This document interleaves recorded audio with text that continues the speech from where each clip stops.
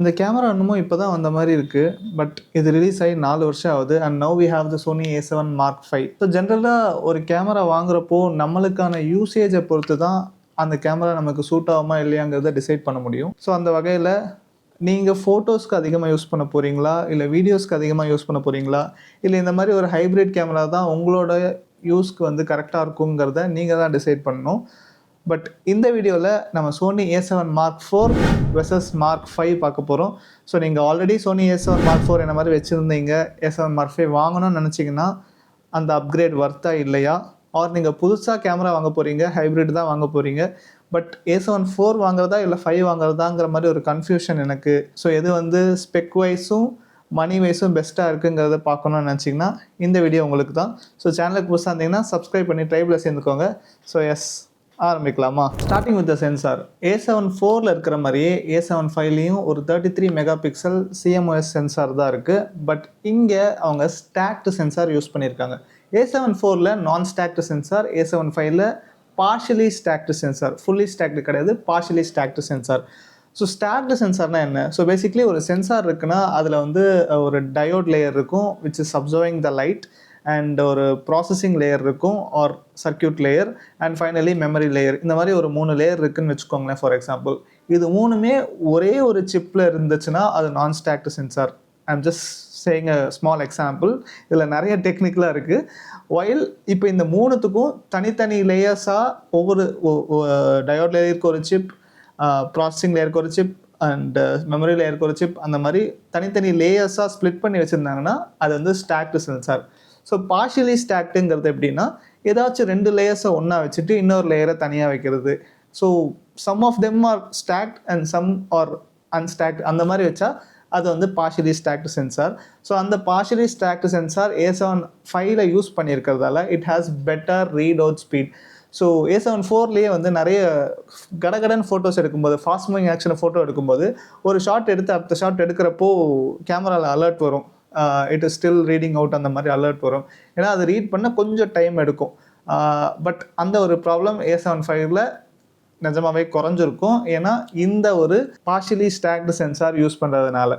And இன்னொரு issue rolling shutter. A7 IVல அது நீங்கள் பார்த்துருப்பீங்க, பட் A7 Vல ரோலிங் ஷட்டர் இஷ்யூஸ் வர்றது வாய்ப்புகள் ரொம்ப கம்மி தான். Second thing, processor. So A7 IVல பயான்ஸ் XR ப்ராசஸர் யூஸ் பண்ணியிருக்காங்க, பட் A7 Vல பயான்ஸ் XRோட second version Bionz XR2 processor use பண்ணியிருக்காங்க.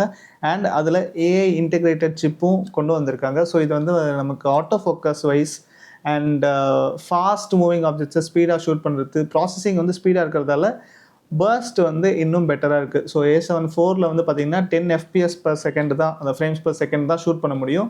வைல் இந்த ப்ராசஸர் வந்து பெட்டராக இருக்கிறதால A7 Vல 30 FPS 3 மடங்கு வந்து ஸ்பீடாக ஷூட் பண்ண முடியும். ஸோ நீங்கள் ரொம்ப ஒரு ஃபாஸ்ட் மூவிங் ஆப்ஜெக்ட்ஸை ஷூட் பண்ண போகிறீங்க, bird photography, animals photography or ஒரு ஃபாஸ்ட் ஈவெண்ட்ஸ்லாம் ஷூட் பண்ணுறீங்கன்னா இந்த அப்கிரேட் உங்களுக்கு ஹெல்ப்ஃபுல்லாக இருக்கும். ஏன்னா 30 FPS is really a game changer for a hybrid shooter. Next, dynamic range. A7 IVல வந்து 14.7 டைனமிக் ரேஞ்ச் இருந்துச்சு. A7 Vல வந்து பார்த்தீங்கன்னா 16 டைனமிக் ரேஞ்சு. ஸோ ஆல்மோஸ்ட் ஒரு ஸ்டெப் தான் டிஃப்ரென்ஸ், பட் ஒரு நோட்டிசபிள் டிஃப்ரென்ஸை கொண்டு வரும்னு நினைக்கிறேன். And next, stabilization. So IBIS வந்து பார்த்தீங்கன்னா Sony A7 IVல 5.5 ஸ்டாப்ஸ் இருந்துச்சு, பட் A7 Vல 7.5 ஸ்டாப்ஸ். இது வந்து ஒரு noticeable upgrade. Because hand shots use பண்ணுறப்போ நமக்கு இருக்கிற சின்ன சின்ன இஷ்யூஸ்லாம் வந்து A7 IVல இருக்கிற இஷ்யூஸ்லாம் A7 Vல இன்னுமே பெட்டராக இருக்கும். ஸ்டெபிலிட்டி வந்து போத் ஃபோட்டோஸ் அண்ட் வீடியோஸ்க்கு A7 IVோட கண்டிப்பாக பெட்டராக இருக்க போகுது. அண்ட் பாடி வைஸ் பார்க்குறப்போ grip வந்து ஸ்லைட்டாக சேஞ்ச் பண்ணியிருக்காங்க A7 IV to 5. அண்ட் முக்கியமாக இது வந்து ஒரு ஃப்ளிப் அவுட் ஸ்க்ரீன் A7 IVல இருக்கிறது.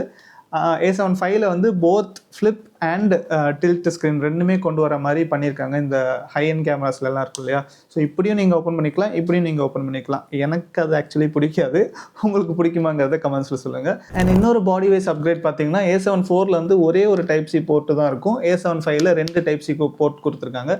ஸோ நீங்கள் லைவ் ஸ்ட்ரீம் பண்ணணும், திதரிங் பண்ணலாம்னா அப்போல்லாம் ரொம்ப ஹெல்ப்ஃபுல்லாக இருக்கும். அப்படியே வீடியோ சைட் போகிறப்போ A7 IVல வந்து 4K 30 FPS ஃபுல் ஃப்ரேமில் எடுக்க முடியும், 4K 60 FPS க்ராப்பில் தான் எடுக்க முடியும். வைல் இப்போ A7 Vல 4K 30 அண்ட் 4K 60 ரெண்டுமே ஃபுல் ஃப்ரேமில் நம்மளால் ஷூட் பண்ணிக்க முடியும். 4K 120 at graph. ஸோ இதில் வந்து 4K 120 எடுக்க முடியாது. A7 வந்து க்ராப்பாக இருந்தாலும் சரி 4K 120 வந்து நம்மளால் எடுக்க முடியும். நான் இந்த கேமரா வாங்கினப்போ இது மட்டும் கொடுத்துருக்கலாமே அப்படின்னு நினச்ச ஒரு விஷயம் வந்து 4K 120. எனக்கு வந்து ஃபுல் ஃப்ரேம் இல்லை, க்ராப் கூட பரவாயில்ல, பட் 4K 120 கொடுத்துருக்கலாமே அப்படின்னு தோணுச்சு. ஸோ அதை இப்போ A7 கொடுத்துருக்காங்க. அண்ட் ஏஐ சிப் ஆட்டோ ஃபோக்கஸில் எந்த அளவுக்கு ஹெல்ப்ஃபுல்லாக இருக்குது.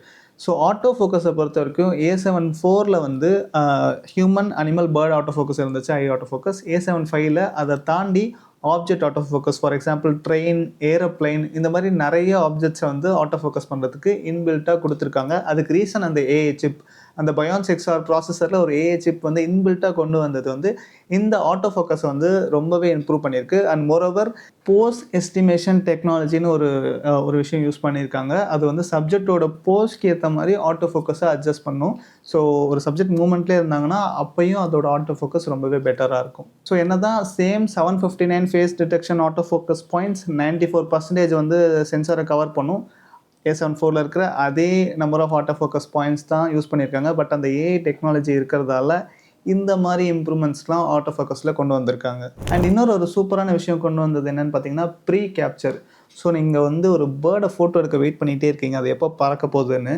கரெக்டாக நீங்கள் எடுக்கிறப்போ அந்த ஒரு செகண்ட் மிஸ் பண்ணிட்டீங்க, அது பறந்துருச்சுன்னு வச்சுக்கோங்களேன், எவ்வளோ ஃபீல் பண்ணுவீங்க. அதை இப்போது A7 ரெடி பண்ணிட்டான். ஸோ என்ன பண்ணுறீங்க, நீங்கள் வந்து ஃபோட்டோ எடுக்கிறீங்க அப்படின்னா நீங்கள் ப்ரீ கேப்சர் எனேபிள் பண்ணிட்டீங்கன்னா நீங்கள் கிளிக் பண்ணுற 0.3 செகண்டுக்கு முன்னாடியிலேருந்து 1 செகண்ட் வரைக்கும் இருக்கிற எல்லா ஃப்ரேம்ஸும் அதை எடுத்துரும். ஸோ நீங்கள் கிளிக் பண்ணுற ஷார்ட்டுக்கு 0.3 செகண்ட்ஸ் டில் 1 நீங்கள் அதை வந்து செட் பண்ணிக்கலாம் செட்டிங்ஸில். 1 செகண்ட் டைம் ட்ராவல் பண்ணி பின்னாடி போய் நடந்த விஷயத்த ஃபோட்டோ எடுத்துகிட்டு வரலாம். அது வந்து A7 கொண்டு வந்திருக்காங்க. ஸோ சம்டைம்ஸ் ஒரு சைடில் பார்க்குறப்போ இது வந்து நம்மளோட ஒரு ஸ்கில்லை கொஞ்சம் கம்மி பண்ணுற மாதிரி இருந்தேன். ஏன்னா நம்ம வந்து ஒரு ஃபோட்டோகிராஃபராக இருக்கிறப்போ இது நம்ம வந்து ஆன்டிசிபேட் பண்ணி ஒரு விஷயத்தை ஃபோட்டோ எடுக்கணுங்கிறது நமக்குள்ளே வரணும் இல்லையா, அதை வந்து கொஞ்சம் ஈஸி பண்ணிட்டான். Anyway you have the shot, but still I don't know if this is good. What do you think as a photographer? Let me know in comments. So பேட்டரியை பொறுத்தவரை என்னதான் சேம் பேட்டரி 2 கேமராவில் யூஸ் பண்ணியிருந்தாலும் A7 வந்து 520 electronic viewfinder, LCDயில் 580 shots எடுக்க முடியும். A7 630 shots electronic view ஃபைண்டர்லையும் 750 ஷாட்ஸ் கிட்ட LCDயில் நம்மளால் ஷூட் பண்ணிக்க முடியும். So that is actually good upgrade. So next extreme stabilization in dynamic active mode. So dynamic active mode enable பண்ணிட்டீங்கன்னா ஸ்டெபிலைசேஷன் வேறு லெவலில் இருக்கும். அண்ட் நெக்ஸ்ட் வந்து பார்த்தீங்கன்னா ஆட்டோ ஃப்ரேமிங். ஸோ ஒரு சப்ஜெக்ட் இருக்காங்க, அந்த சப்ஜெக்ட் ஒரு ஃப்ரேமில் மூவ் ஆகிட்டே இருக்கீங்கன்னா நீங்கள் ஆட்டோ ஃப்ரேமிங் எனேபிள் பண்ணிட்டீங்கன்னா அந்த சப்ஜெக்டோட மூவ்மெண்ட்டுக்கு ஏற்ற மாதிரி ஃப்ரேமும் வந்து அட்ஜஸ்ட் ஆகி உங்களுக்கு ஃபைனல் வீடியோவில் காம்போசிஷன் ஆட்டோ ஃப்ரேமாக இருக்கும். ஸோ இப்போ யார் A7 வாங்கலாம்? ஆல்ரெடி A7 வச்சுருக்கீங்க, இது உங்களுக்கு நல்லா இருக்குது, மேபி ஒரு சில ஃபீச்சர்ஸ் இருந்தால் பெட்டராக இருக்கும், பட் அது அவசியம் இல்லை, என்னால் அவ்வளோ காசு செலவு பண்ண முடியாது, better stay at A7.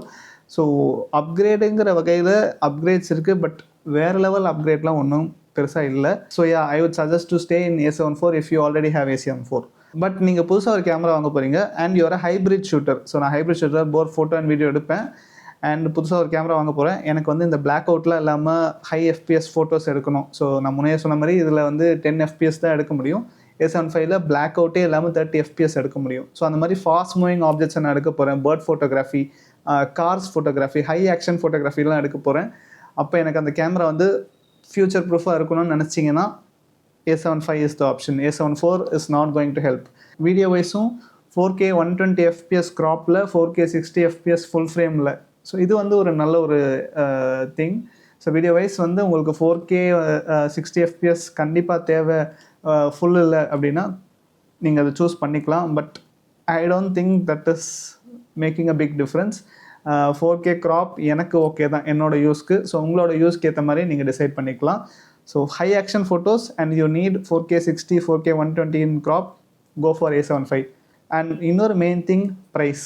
A7 cost வந்து இப்போது இவ்வளோ இருக்கும், எவ்வளோன்னு தெரில, அதனால இவ்வளோன்னு சொல்கிறேன். பட் இப்போ தான் கரெக்ட் டைம். ஏன்னா A7 நியூ கேமரா ரிலீஸ் ஆகிடுச்சு, அதோட சேல்ஸை வந்து அவங்க வந்து இன்க்ரீஸ் பண்ணணும். அப்போ A7 ப்ரைஸ் ட்ராப் ஆகும்.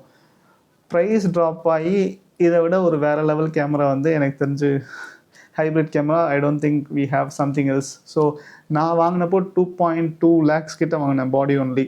பட் இப்போ வந்து நல்லாவே குறையும். ஸோ குறைஞ்சிருச்சுன்னா this is worth the buy. So that's what my suggestion. What you think? Just mention in the comments. So இதோட இந்த வீடியோ எண்டுக்கு வந்துட்டோம். ஸோ இந்த வீடியோ வந்து கேமரா கையில் இருக்கிறதால ஃபோனில் தான் ஷூட் பண்ணியிருக்கேன். எப்படி இருக்குன்னு சொல்லுங்கள் கமெண்ட்ஸில். ஸோ இந்த வீடியோ உங்களுக்கு ஹெல்ப்ஃபுல்லாக இருக்கும்னு நினைக்கிறேன். If use do hit that like button. And சேனலுக்கு புதுசாக இருந்தீங்கன்னா I'm Girish. We talk about photography, film making, cameras, films, everything revolves around the camera. We talk in this channel. So சேனலுக்கு புதுசாக இருந்தீங்கன்னா சப்ஸ்கிரைப் பண்ணி ட்ரைப்ல சேர்ந்துக்கோங்க. அடுத்த வீடியோவில் பார்க்கலாம். Until then, bye bye.